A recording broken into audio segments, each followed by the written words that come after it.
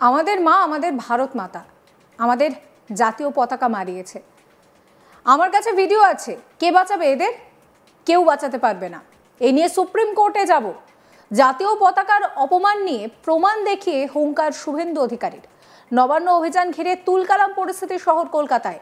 মিছিলে পুলিশের ব্যাপক লাঠিচার্জ আর তাতে আঘাতে আরজি করের নির্যাতিতা মায়ের শাখা ভাঙার অভিযোগ তুলছে বিজেপি। আরজি করের নারকীয় ঘটনার বছর পার হওয়ার পরও মেয়ের ন্যায় বিচার মেলেনি। এই দাবিতে নবান্ন অভিযানের ডাক দিয়েছিলেন অভয়ার বাবা মা। সেই মিছিলে দলীয় পতাকা ছাড়া শুভেন্দু অধিকারীর নেতৃত্বে যোগ দেন বিজেপির বিধায়ক এবং নেতারা। মিছিল রুখতে ব্যারিকেডে শহর মুড়ে ফেলা হয়েছিল। তা সত্ত্বেও আন্দোলনকারীরা ব্যারিকেড ভাঙার চেষ্টা করেন। এরই মাঝে পার্ক স্ট্রিট এলাকায় আন্দোলনকারীদের সঙ্গে ব্যাপক ধস্তাধস্তি হয় পুলিশের। লাঠিচার্জের অভিযোগ ওঠে পুলিশের বিরুদ্ধে। নির্যাতিতার বাবা ও মা সেই লাঠির আঘাতে আহত হয়েছেন বলে দাবি বিজেপির। শুভেন্দু অধিকারী সহ বিজেপির নেতা বিধায়করা রেস কোর্সে প্রতিবাদ করতে শুরু করেন। জাতীয় পতাকা হাতে স্লোগান দেন তারা। শুভেন্দুর দাবি, আমাদের মা আমাদের ভারত মাতা আমাদের জাতীয় পতাকা মারিয়েছে। আমার কাছে ভিডিও আছে। কে বাঁচাবে ওদের? কেউ বাঁচাতে পারবে না। সুপ্রিম কোর্টে যাব। কি বলছেন শুভেন্দু, শুনুন।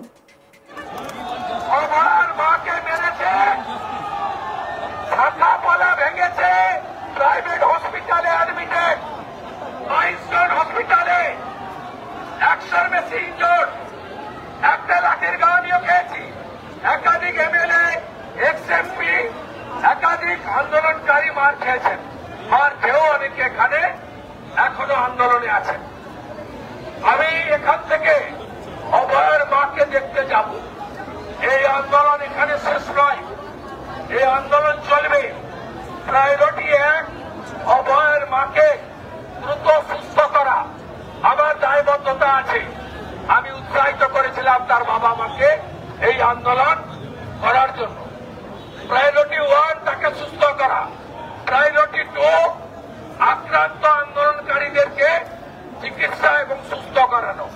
প্রায়োরিটি 3 আগামী দিনের আন্দোলনের কর্মসূচি নিয়ে অভয়ের বাবা এবং আমার সভাপতি শ্রমিক ভট্টাচার্যের সঙ্গে আলোচনা করা।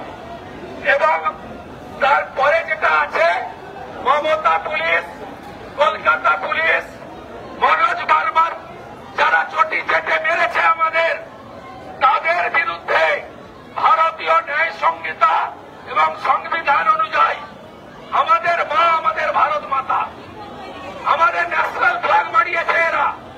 আমি ভিডিও দেখাচ্ছি, দেখুন কোথায় যাবে এরা। কে বাঁচাবে? কেউ বাঁচাবে না। ডালা রশিকে মমতা বাঁচায়নি, নারকেল ডাঙ্গা রশি ছেলে কেউ বাঁচাবে না। এই প্রসঙ্গে বিজেপি নেতা দিলীপ ঘোষ বলেন যে আমিও দেখেছি জাতীয় পতাকা রাস্তায় পড়ে আছে। এটা খুব দুর্ভাগ্যজনক। পুলিশ তার উপর দিয়ে যাচ্ছে। কি বলছেন দিলীপ ঘোষ, শোনাবো। জাতীয় পতাকা রাস্তায় পড়ে আছে, এটা খুব দুর্ভাগ্যজনক। পুলিশ তার উপর দিয়ে মারাচ্ছে। উনি কখন কি বলেন, তার নিজের পার্টির বিরুদ্ধে, নিজের নেতার বিরুদ্ধে কি বলে দেন, তার কথায় ভরসা কম। কিন্তু যাই হোক, আন্দোলন করতে গিয়ে ঘটনা ঘটেছে। অভয়ার বাবা মা শরীরে আঘাত পেয়েছেন, খুব লজ্জাজনক। একজন মহিলা নিজের কন্যাকে হারিয়েছেন, তিনি তো জাস্টিস তো পাননি।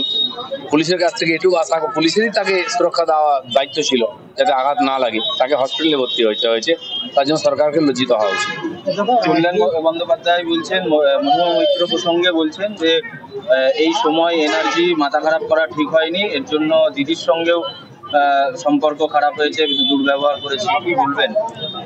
সে তো সবসময় উনি এরকম উল্টাপাল্টা ব্যবহার করেন। কেন করেন সেটা উনি বলতে পারবেন।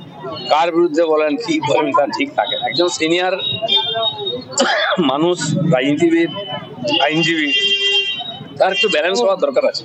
আজ পুলিশ বিক্ষোভকারীদের উপর লাঠিচার্জ, লাঠি, জলকামান, এগুলো নতুন কিছু না, হয়েই থাকে।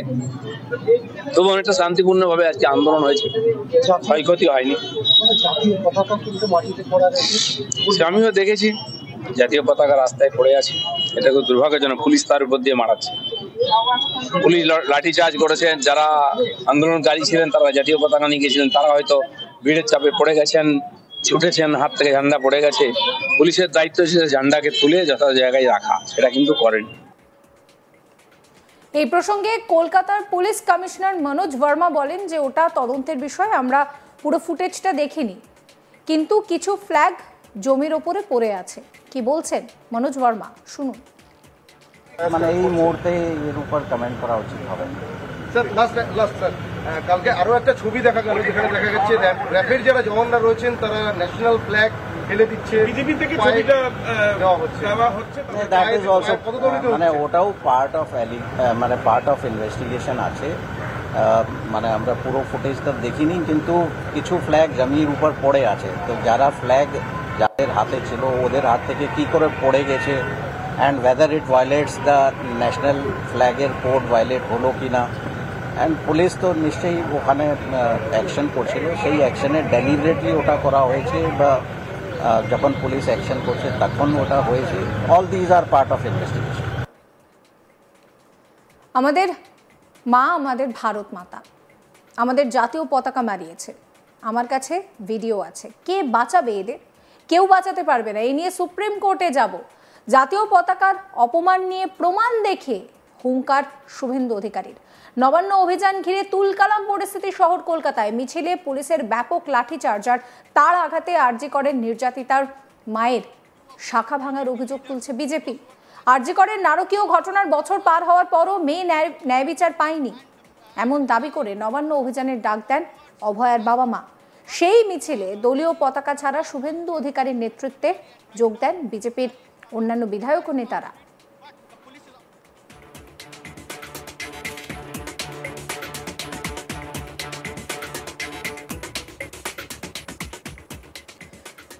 মিছিল রুখতে ব্যারিকেড দিয়ে শহরকে মুড়ে ফেলা হয়েছিল, তাও আন্দোলনকারীরা ব্যারিকেড ভাঙার চেষ্টা করেন। এরই মাঝে পার্ক স্ট্রিট এলাকায় ব্যাপক ধস্তাধস্তি হয়। আর সেই নিয়ে কি বলছেন শুভেন্দু অধিকারী, শুনুন।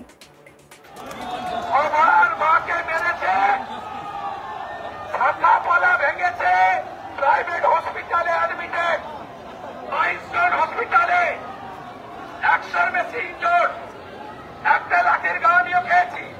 একাধিক এমএলএ, এক্স-এমপি, একাধিক আন্দোলনকারী মার খেয়েছেন। মার খেয়েও অনেকে এখানে এখনো আন্দোলনে আছেন। আমি এখান থেকে অভয়ের মাকে দেখতে যাব। এই আন্দোলন এখানে শেষ নয়, এই আন্দোলন চলবে। প্রায়োরিটি 1, অভয়ের মাকে দ্রুত সুস্থ করা। আমার দায়বদ্ধতা আছে। আমি উৎসাহিত করেছিলাম তার বাবা মাকে এই আন্দোলন করার জন্য। প্রায়োরিটি 1 তাকে সুস্থ করা, প্রায়োরিটি 2 আক্রান্ত আন্দোলনকারীদেরকে চিকিৎসা এবং সুস্থ করানো। সমস্ত খবরের আপডেটের জন্য আপনাদের নজর থাকুক আজ তাক বাংলায়। চ্যানেলটিকে সাবস্ক্রাইব করবেন, নোটিফিকেশন পেতে বেল আইকনে ক্লিক করবেন, ফলো করতে ভুলবেন না আজ তাক বাংলার হোয়াটসঅ্যাপ চ্যানেলও।